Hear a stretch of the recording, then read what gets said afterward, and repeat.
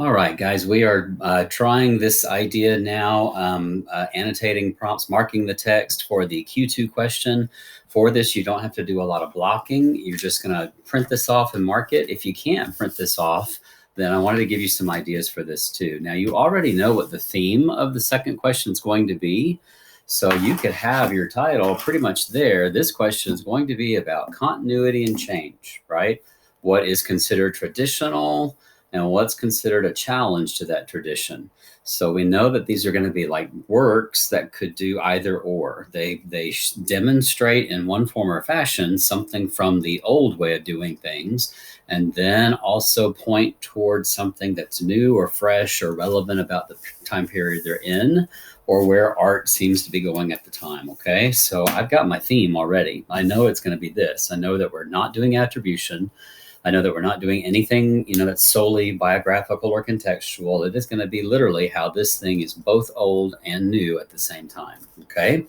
So if I can't annotate the way that I would like to, marking the text, then I can simply go through this thing and start thinking about my action verbs. I think that's the best place to start. So I'm putting in describe. Okay. I'm putting in explain, leaving some space in between. Okay, I'm putting in another explain. And I see a question, for what reasons? Okay, so I'm thinking I have an suggested explain. I have to answer a question. I'm answering the phrase because it does this. That's an explain. Well, I've only got on my page over here about 4 things going on. So I know that I've got to look at some connector words and figure out what's happening there. This question, I'm pretty sure, will be a 5-point question. But again, let's just make sure we answer all parts of the question. Don't even worry about points, okay? It's only 15 minutes, so you got to get in here and get it going. So I'm going to use this and annotate on my notebook paper, okay? So, all right, describe at least 2 visual characteristics of the work shown. Bam, I have to do this 2 times, right? T1, T2, at least 2, okay? I have to explain how this work shows continuity with an earlier art historical period using specific visual evidence. Explain continuity. Okay. Explain how it departs, right? Explain how this changes from the past. Okay. For what reasons did this is basically why, isn't it? It's a fancy way to say, why did the artist choose to make a stylistic break with the past at this particular time? Explain why. So that's going to be contextual, I bet you. And of course, that's what we see over here. So let's go back now and write in some additional things to help us, since we can't do that on our prompt. All right. It says describe at least 2 visual characteristics. Describe at least 2 VE. Okay. Now they're saying at least 2. That means that I really need to make sure that I've got enough to count in case I say something that's wrong. I would at least try to do magic of 3 and magic of 3 if I could. There's not a whole lot to go with this right here, right? This is the seated boxer. It's Hellenistic Greek. It's hollow cast bronze, and it's life-sized. Okay, so let's just give it a go. Visual characteristics: figure is seated, figure is nude, figure is wearing boxing gloves, these boxing platforms.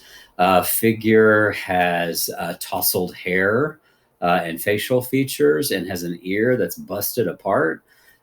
He's slumped over as if he's just lost, looking at someone right at the moment, and hey, you loser, looking at someone who's addressing him, right? It's incredibly lifelike and believable as something that would be inspired because of its idealized musculature. We could say that that's something later on that connects to the Greek world, okay? But as far as like narration or story, you're really just trying to like say, do you know this well enough? Do you know the context well enough to be able to describe it to somebody who couldn't see it, okay? So that should be enough points there to get you T1, T2. It says, explain how this work shows continuity with an earlier art historical period. Well, this is so early, we're kind of limited in what we might go with there. So I do hope that you would see this is obviously connected to the Greek world. Hellenistic art is inspired by Greek art. It's just it does things differently than what the Stoic Greek art would have done. I guess if I compared this to the Doryphorus in the image set, you can kind of see the difference, right? We would have a figure who's standing and erect and in charge of his mind and his body. This guy is slumping. He's not in charge of what's going on to him. He seems like something has been done to him and he suffered lots of torment. So this is almost like a defeated god, where the Doryphorus is a victorious kind of athlete or god, right? So continuity with earlier art historical using specific visual evidence. Maybe it's the musculature, maybe it's the nudity. Maybe it's the idealized proportions and size of the body. Maybe, you could even use the word Olympian, right, to talk about the way that this guy looks. So there are lots of ways that we connect it to the past Greek style. For explaining changes now, we've talked about, danced all around it, right? Greek gods don't sit. Greek heroes don't sit. They don't slump their shoulders in defeat. And this seems to be to some extent kind of unidealized. Do you guys remember that there are gashes on his cheek? There are cauliflower ears where his ears have been beaten so hard that they split in the lobe section of the ear. He definitely shows you some damage. There's copper on what looks like maybe blood coming out of his eyes. I mean, his scars. So he wears his damage on the outside, where the Doryphorus is blemish free. So you have a figure who is defeated. I mean, celebrating the defeated is not something that was done in a Greek classical world. So you have a lot of information there visually that you could use, right? We could also say that Greek pieces like the Doryphorus, like the Anavasis Kouros, like the Panathenaic frieze that we see on the Parthenon, they look timeless. They basically are meant to memorialize or capture for all time the perfection of the moment. It's not supposed to be a specific moment, but this guy is reacting to something, right? Somebody has called him out and said, hey, you, and he's turned his head. So this is a specific moment in time, which is what the Hellenistic world was more interested in, looking at things people had survived or suffered through, and capturing that particular moment. So there's a suggestion of movement as he twists and turns, and you definitely have a figure who's not like static in one position. He's got his body moving one way, his lower legs are falling the other way. So it's really kind of an interesting combination, okay? For what reasons, if you can see the prompt, for what reasons did the artist choose to make a stylistic break with the past at this particular time? Use specific contextual evidence in your response. You could talk about the Hellenistic era and what was going on.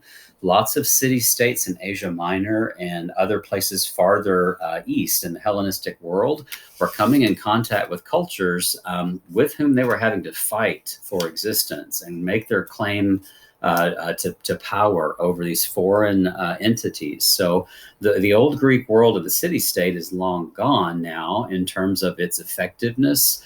And now you are in the age of empire. So we really have, border wars and border challenges. There's an era of strife.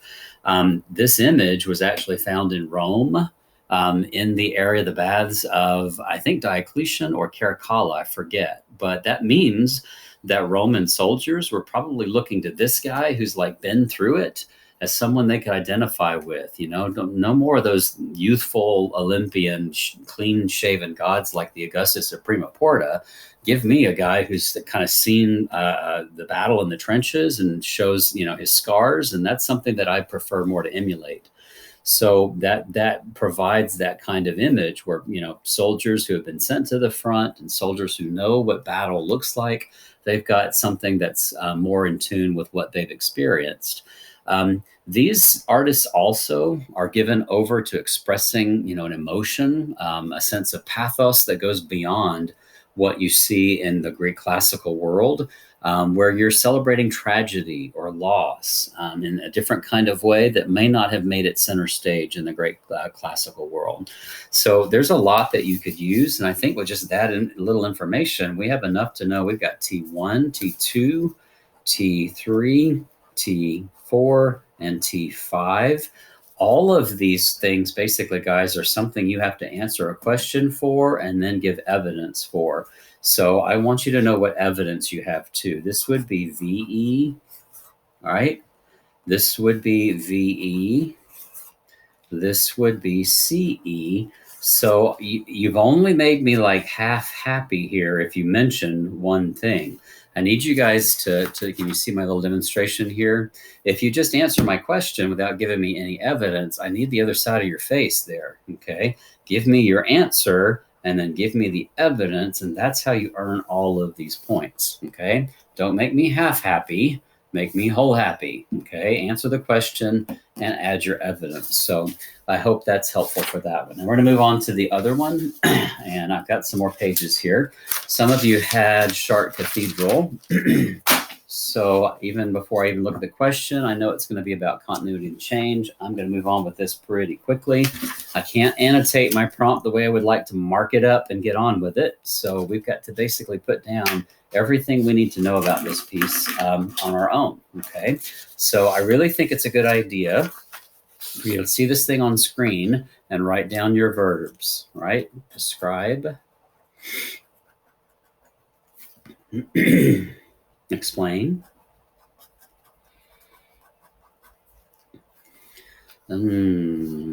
explain again,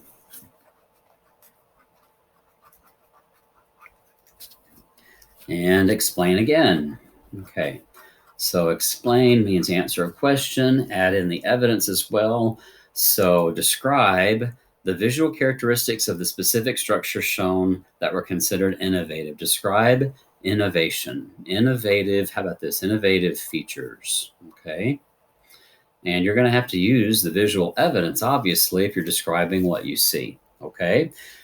If you're given two pictures like this, I would totally say use something from this picture, use something from that picture when you're talking about innovation. Make yourself a laundry list. You could say buttressing.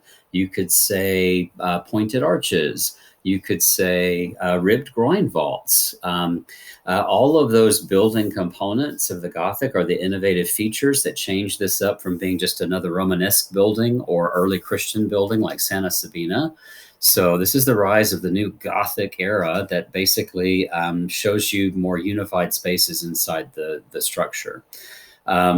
Okay, so any number of things that you could talk about that are innovative there. Of course, you could say innovation in terms of the stained glass window. We have rose windows on the outside. I mean, the fact that the piers and the buttresses are holding up the weight of the canopy means that the walls can be opened up. This is all stuff that you guys know already. So moving on. Specific visual evidence from the interior view shown. Explain how its spatial design demonstrates the influence of sacred Christian architecture from an earlier era. All right, explain spatial influence, I guess, right, of Christian architecture. Okay, so Christian architecture. All right, so what are we going to use there? Right up here, describe, we used VE, it was kind of implied. Here we're explaining using visual evidence from the interior. Okay, so that cuts our hands off a little bit. We got to look at the image on the right. And this explain is from the decorative program, which we're probably going to see more of on the exterior, but VE or CE, we can talk about whatever we want to there. That's fine. That is about decoration.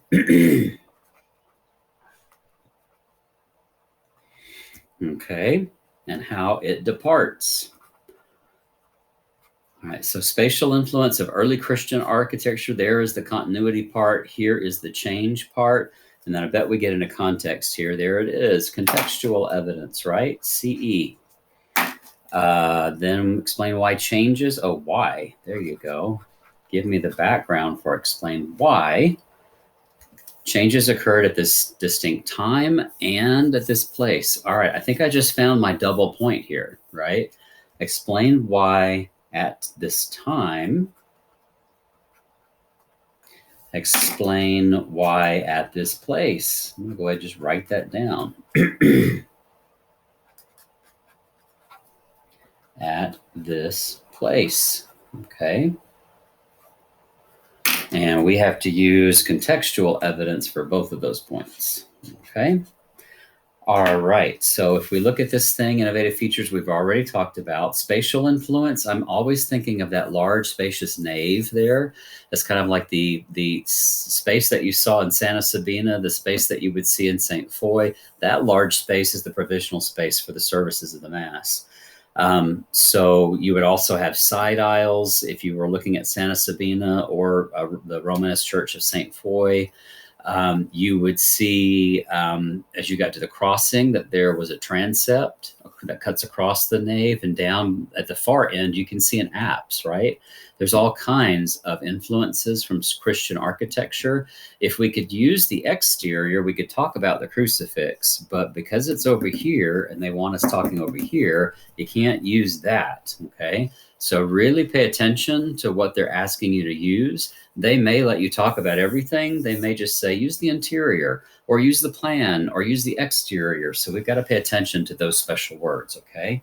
So maybe that's what I need to write down over here, the VE of the interior. And that's why I did that right there, okay? For decoration departs, the decorations are going to depart when you add the rose window. And we can do this from both, right? Yeah, rose window, Gothic stained glass. You can see it down there in the apse around the choir and the altar. You also can see a triforium that kind of takes the place of the gallery from the Romanesque. But the idea is that we're going to have taller and taller structures that are decorated with deeper and deeper portals. Can you guys take a quick look? This is the earliest portal.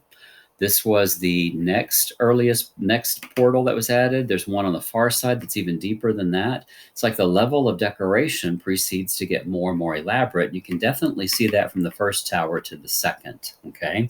We have tracery around stained glass windows. We have large panels that let light in. Romanesque structures that have been previously dark are now going to open themselves up, and light shining through the window is kind of illuminating the Word of God. This is exactly the moment where light becomes good and dark becomes bad in Christian thinking, okay? And that's because of the Gothic stained glass windows there. The light of God is all around you, is the symbolism. Okay, so explain why at this time. Okay, so this is Chartres Cathedral. I hope you've realized that by now. Why changes in sacred architecture occurred both at this distinct time. You guys remember this was already pretty much constructed in the older style, and a fire burns the cathedral to the ground. So when this new cathedral goes up, the style has changed, and people are feverishly ready to celebrate the fact that the relics of the veil of Mary survived, and they want to build the very best kind of architecture they can. So they just forget the older style and start building in the new. And what you get is a more mature Gothic style as a result. So I guess we could mention the fire, right?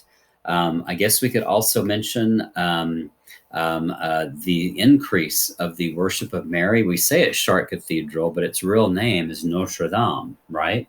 So the celebration or veneration of the Virgin as an intercessor between us and Christ gives us this idea that it's going to be much more decorative as we celebrate her than just the Last Judgment, right? As far as this particular place, I guess we could talk about Paris as being like the seat of the Gothic. Saint Denis is in Paris, about 30 minutes away from here, and that style spreads pretty fast from Paris. This becomes the architecture of Northern Europe pretty much through the end of the Renaissance, pretty much. And then you're going to see a change with Louis XIV's Baroque at Versailles. But so I think with that, we've talked about all five, right? Let's just review. Describe innovative features. Explain spatial influence of early Christian architecture, or Romanesque architecture if you want to. Explain decoration and why it departs with VE or CE. That CE being there, we might be able to talk a little bit about the portals and who they celebrate. We might even be able to talk about the Notre Dame de Belvedere, which gives her a larger role compared to Christ as the Mother of God, or Theotokos, the holy wisdom chair, right? Explain why at this time. This is the era of the rise of Gothic in the north of France. There was a fire that burned the structure down, and parishioners were eager to have the best building they could by building it back. So it's built within a span of almost 50 years, I think. And at this particular place, I think we basically talked about it all. Okay. So I hope that you guys are seeing now that you can still do a plan before you talk, even though you can't do any annotation. All right. Last one, but not least, is this work here. So I'm going to flip my page and try to do a similar treatment using Fra Filippo Lippi's Madonna and Child with Two Angels. Okay. Describe the subject matter. Okay, let's try that. Describe. Okay, next thing I see is explain. The next thing I see is explain at least two. Okay, heads up there. And why does the work? So I'm going to have to explain why.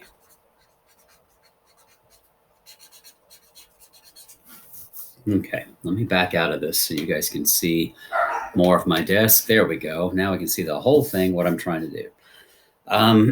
All right, so it says describe the subject matter. Let me get another color here. Let's try this. Subject matter. Okay. Of the work shown. Explain how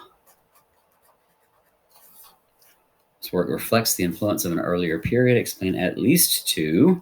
So I know at least two. Ways in which it departs from formal conventions of the specific art historical style from an earlier time. Okay, how it departs. I see the pattern now. Explain how this is explain continuity, I guess, with this is what I'm trying to say awkwardly. Explain how this work reflects the influence of an earlier art historical style using specific visual reference. So this is your continuity point here. How this work shows continuity. Okay.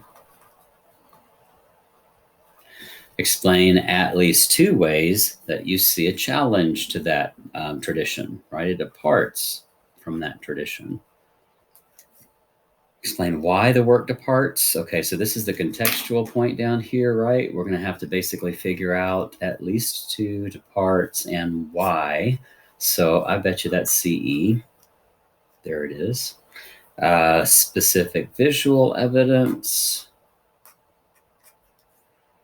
Specific visual evidence. Okay, now this is visual evidence, but it's specifically subject matter. They want to know if you know this story or what's going on here. Okay, so describe the subject matter of the work shown. We have the Madonna as a young, blonde, Italian, matronly female with her chubby cheeked Christ who reaches for her very much like any simple child would do.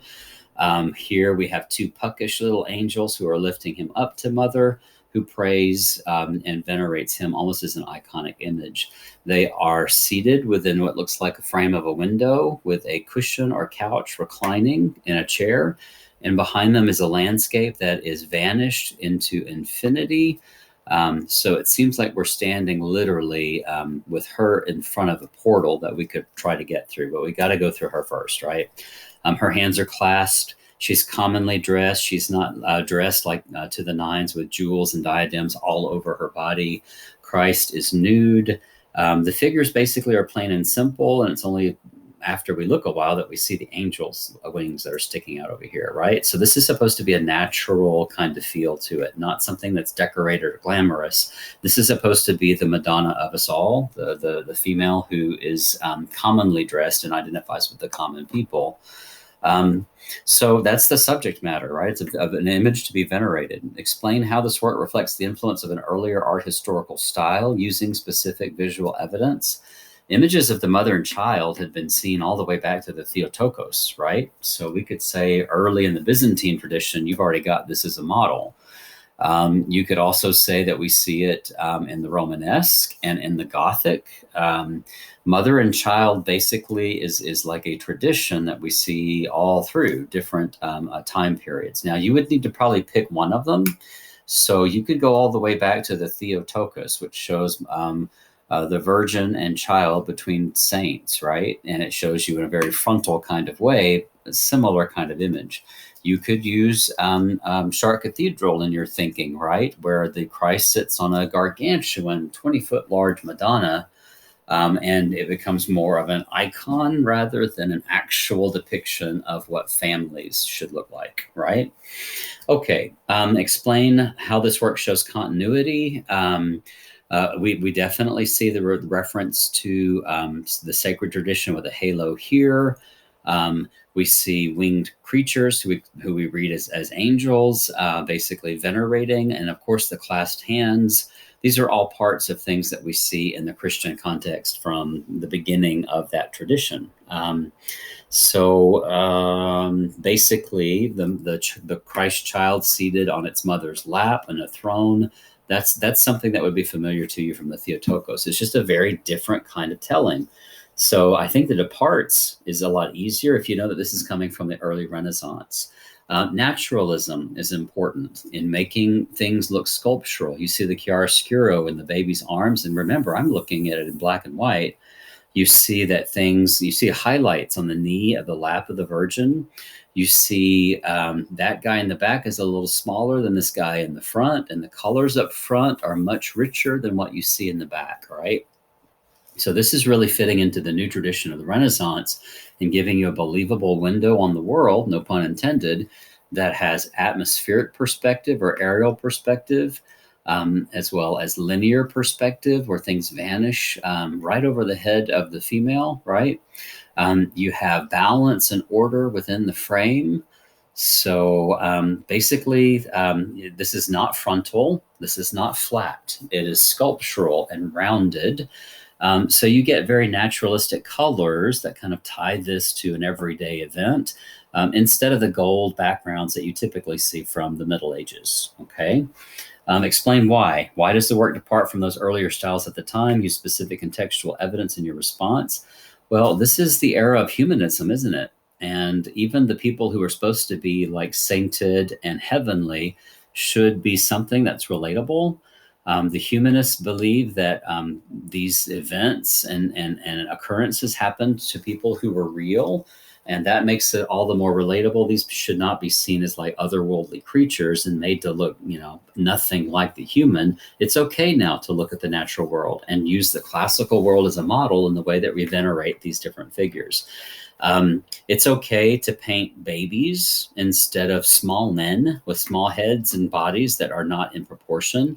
So observation of nature, which is key and part of the Renaissance, is essentially what's being used here.